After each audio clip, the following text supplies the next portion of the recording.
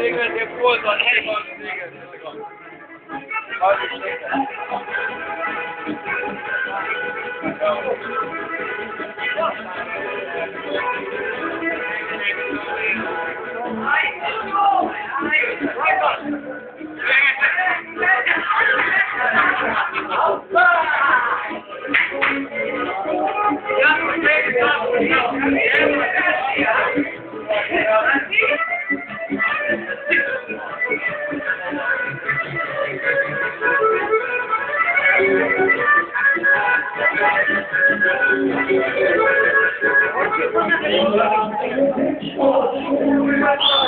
Ja sam te počuva, ja sam te počuva.